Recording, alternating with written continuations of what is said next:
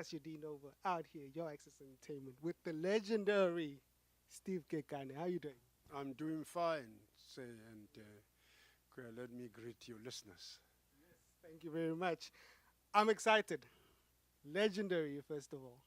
You know, you've got hits from Bushman to Take Your Love Away, I Don't Want It Anymore. So, over 40 albums. And this is fairly a short performance. How are you going to do it? Over 40 albums, and people are going to be wanting a lot of songs from you.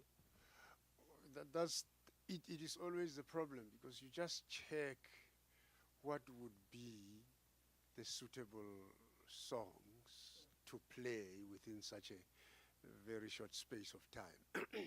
We hope that the material that we chose would leave the people happy and not leave them grumbling that no, he didn't play what we wanted to see.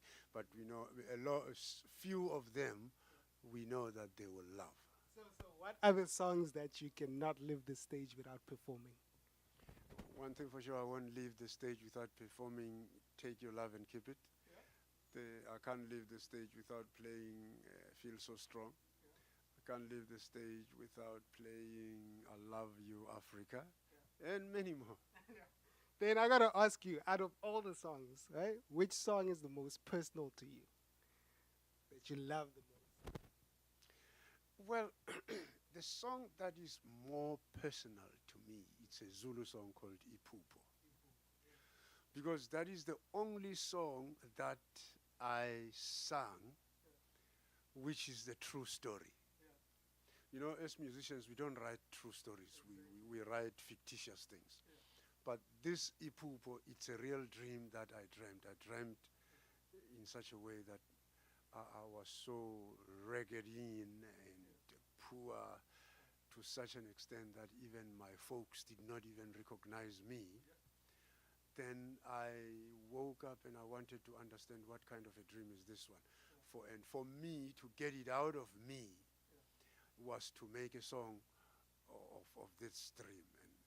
And to your surprise, it's the most sold album that I've ever made. Wow. That's good to know. Then I'm going to ask you this. Because they used to call you Master, right? Back in the day, because you used to play soccer. Do you still love soccer? And when last time you played? I can't remember when last did I play, but I still love soccer. And I remained a Buccaneer all the way. Up the way. See, that's why we get along. Buccaneer all the way. That's why we get along. I remain a Buccaneer all the way. Then in terms of music, right? When it comes to the creative process, some artists say they have writer's block after a while, right? And they find it hard to write or create. But what do you think the reason is for you being able to continue over time just creating songs and making, songs that relate with people? I always tell people that you can't make a million alone. If you want to make a million, you must collect more people. So with me, I don't think I'll ever have a mental block, writing block, because I'm not this type of a person who believe in writing every song in my album. I use other authors who are prepared to give me songs to sing. So it keeps me rejuvenated. And it's very beautiful to sing somebody's song and make him feel happy about what you did with his song. So then you'll never be mentally blocked because you've got a lot of resources. And I watched the interview when you were talking about back in the day that Steve Kekana used to fill stadiums. Like every artist, a lot of artists would fill up stadiums, And you think one of the reasons is because people are overcharging nowadays, so it's not happening. Because back in the day, for 20 Rand, people would come to the stadium. Do you think artists are doing a bad thing or messing up their careers because they're overcharging when it comes to performances? I don't think artists are overcharging. I'll be very cruel to myself if I say artists are overcharging. The thing is, the inflation thing has rocked in such a way that what used to be 5 cent today is 50 rand. So you cannot expect musicians to keep on saying, pay 5 rand to come and see me, because to fill in a tank of a combi to ferry the musicians to come and play, it's I don't know how much. But okay, here's the thing. So you have, say, 150 a ticket. Then let's say 1,000 people come. But if you charge 50 rand, 20,000 can come. That's what you think. I don't think even if you charge 50 rand, 20,000 people won't come, because 20,000 people don't even have that 50 rand. Yeah, you have a point. Money has become too hard to find. So you can charge 50, 50, 50, 50, 50, I mean 5 rand or 50 rand. Seriously, 20,000 people won't have the 50 rand. Hey, that's the reality of today.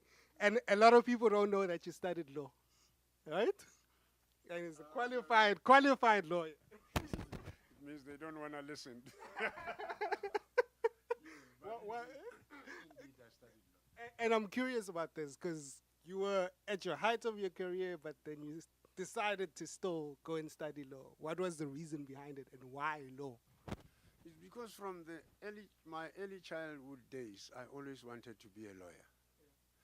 I was inspired by Advocate Joe Malachi, who is also blind. He's now a human rights commissioner, who went and studied law. And I said, no, I'm a man who live by inspiration. Therefore, I'm going to be a lawyer. So I became a lawyer.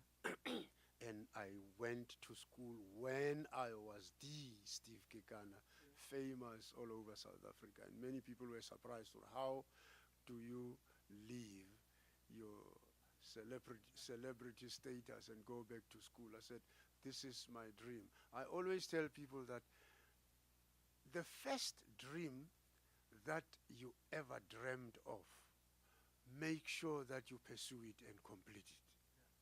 Because that is the dream that God meant you to live with it. So that's why I came back from music and I went to school, study law. But when I told my friend that, listen, I've become an advocate, he said to me, congratulations, Steve, but let me tell you, to me, you remain a musician.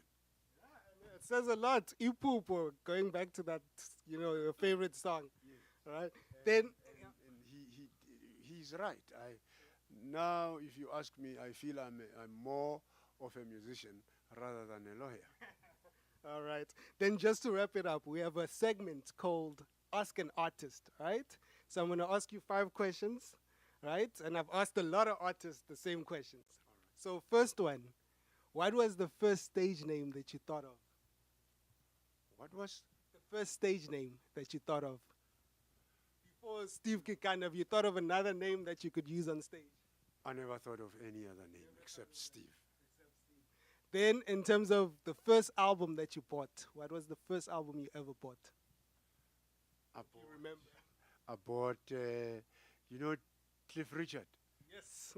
Mr. Dreammaker, send me a dream. This one is over and not what is. Oh, I'm getting chills. My own personal performance. Then, 5 favorite artists of all time. Of all times. Luther Vandross, Stevie Wonder, Jonina, Brenda Fassie, Coyote.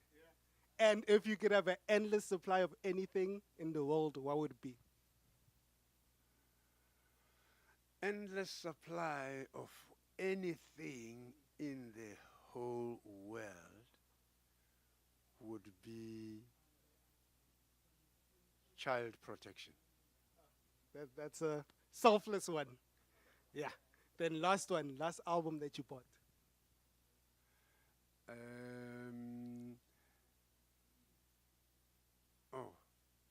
Oh, I didn't really buy it per se, but I downloaded it. It's the same nowadays. Yeah, downloaded it. The one that, the Dolly Parton thing. There is a song that calls "Hello God." Yeah, that's a lovely. Guys, you've heard it from Steve Kekana, legendary. They're stopping me because of time, but really appreciate it. You know what it is. Guys, it's entertainment.